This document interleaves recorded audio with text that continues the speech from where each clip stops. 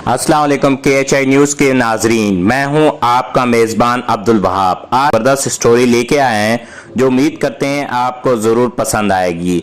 मैंने गोरकन को जेब से 8,000 रुपए निकाल कर दिए और बोला कि देखो, जैसे तुमको समझाया है वैसे ही कब्र खोद देना। ये मेरा नंबर है, जनाजे से 5 घंटे पहले तुमको कॉल करूँगा, तुम मुझे मिस कॉल दे दो। उसने चुपचाप पैसे पकड़े और मेरा नंबर मिलाया, मिस कॉल दी और चलता बना। ना उसके आंखों में कोई आंसू था ना ही दर्द, क्योंकि उसकी रोजी रोटी कब्र खोदने से ही जुड़ी हुई थी। मेरे कदम मेरा साथ नहीं दे रहे थे। अचानक मेरा पांव लड़खड़ाया और मैं एक कब्रिस्तान के सराने गिर गया। हिम्मत करके उठा तो कब्र के कुतबे पर बड़ा नाम राना अमीर अली दर्ज था, जिसके सराहने से बारिश का पानी अंदर जाकर तबाही मचा चुका था। कब्र मुकम्मल बैठ चुकी थी। 7 मुरब्बा जमीन, करोड़ों रुपए की फैक्ट्रियां और 4 बड़े बंगलों का मालिक मुझे चीख चीख कर कह रहा था कि संभल जाओ, आज तुम अपने प्यारे दोस्त को दफनाने आ रहे हो, कल तुम भी यहाँ जरूर आओगे।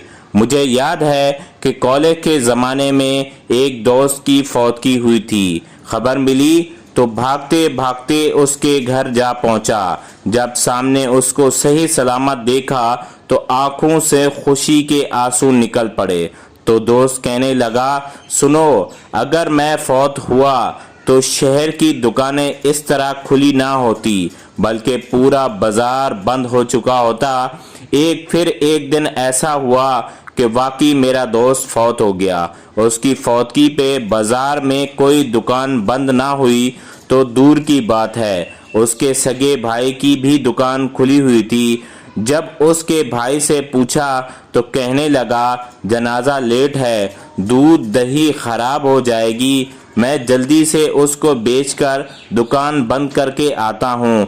कब्रिस्तान हम जैसे लोगों से भरे पड़े हैं जो कि ये समझते थे कि उनके बगैर दुनिया रुक जाएगी, लेकिन अफसोस दुनिया चलती रहती है, ना शहर बंद होता है और ना ही अपनों की दुकानें। उम्मीद करते हैं ये वीडियो आपको ज़रूर पसंद आई होगी और इससे आपको सबक हासिल हुआ होगा। आपने इस वीडियो को लाइक ज़रूर करना है, शेयर करना है और कमेंट्स लाजमी करने हैं। और अगर अभी तक हमारे चैनल को सब्सक्राइब नहीं किया तो सब्सक्राइब कर लें, ताकि आपको इस तरह की मज़ीद वीडियोस मिलती रहें। अल्लाह हाफिज़।